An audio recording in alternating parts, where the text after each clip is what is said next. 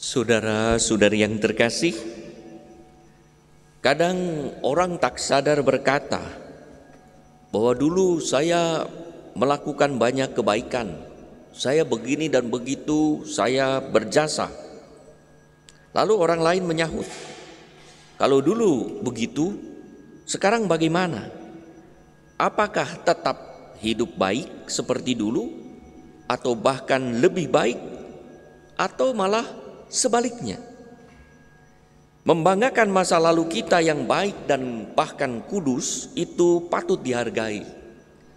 Tetapi yang jauh lebih penting, apakah hidup kita saat ini, sekarang, di sini ini masih baik atau jauh lebih baik? Allah menghendaki kita untuk hidup baik hari ini, saat ini, bukan kemarin, bukan pun besok. Maka kalau ada orang yang berprinsip yang penting hari ini hidup baik, besok sudah terlambat, maka ia akan baik terus. Seperti kalau kita masuk ke warung, hari ini bayar, besok gratis. Besok ke sana tulisannya hari ini bayar, besok gratis. Jadi bayar terus, nggak pernah gratis. Demikian juga kalau kita hari ini berbuat baik, besok sudah terlambat, besok hari ini berbuat baik, besok terlambat. Maka orang akan terus berbuat baik.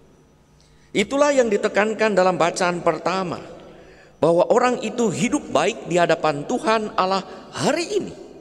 Jangan berbicara soal dulu, tetapi bagaimana hari ini. Maka seburuk-buruknya dan sebejat-bejatnya orang pada masa lalu, kemarin hari, kalau ia bertobat dan berbalik kepada Allah, maka Allah akan berkenan dan tak akan mengingat-ingat kesalahan. Allah juga mengingatkan orang benar yang berbalik dari Tuhan, artinya dulu baik, tetapi sekarang menjadi fasik, melakukan kecurangan dan kejahatan. Terhadap orang ini Allah tidak berkenan, ia tidak akan hidup dan tak akan selamat. Allah mengundang orang fasik yang telah melakukan kesalahan apapun pada masa lalu untuk berbalik agar hidup dan selamat. Maka untuk bertobat tak ada kata terlambat, untuk menyesal tak pernah ada salahnya, untuk berbuat baik selalu ada jalan. Tuhan menolak kejahatan tetapi mencintai orang yang berbuat jahat, apalagi kalau ia menyesal dan bertobat. Saudara-saudara yang terkasih, sementara itu dalam orang-orang Farisi yang taat pada aturan agama dan perintah Allah, serta ahli Taurat yang paham betul kitab suci, tidak menampilkan belas kasih Allah yang ditaati lewat tradisi ataupun yang dibaca dalam kitab suci.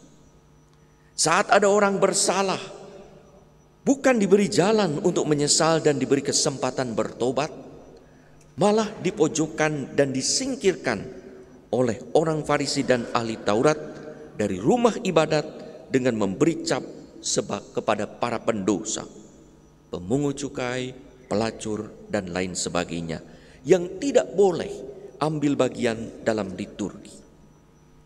Kehidupan agama orang Farisi dan ahli Taurat itu sebetulnya luar biasa. Mereka taat pada tradisi, mereka mengenal Allah lewat kitab suci. Tetapi karena mereka menjalankan ibadah kepada Allah tanpa memiliki hati seperti Allah, maka Yesus menghendaki para muridnya untuk menghidupi keagamaan yang melampaui orang Farisi dan ahli Taurat, yaitu menjadi seorang beragama yang bukan hanya mengimani Allah yang Maha Pengampun dan penuh belas kasih, tetapi juga sungguh menghadirkan Allah yang Maha Murah dan penuh belas kasih. Bakti kepada Allah harus diwujudkan dalam relasi baik dengan sesama, hingga kita diajak untuk berdamai dahulu dengan sesama jika ada ganjalan sebelum beribadah kepada Allah. Mari saudara-saudari yang terkasih, lebih baik bertobat hari ini, besok sudah terlambat. Lebih baik berbalik kepada Tuhan hari ini, besok sudah terlalu jauh. Lebih baik berbuat baik hari ini, besok kesempatan mungkin sudah lewat. Kalau tangan kita pernah menampar dan memukul orang, biarlah kini menjadi tangan yang selalu memberi dan membelai orang penuh belas kasih. Kalau kaki kita pernah menendang dan menginjak orang, biarlah kaki kita gunakan untuk melayani dan membantu orang. Kalau mulut kita pernah bersumpah serapah menyakiti hati orang, biarlah kini meneguhkan dan menyemangati serta menjadi berkat bagi banyak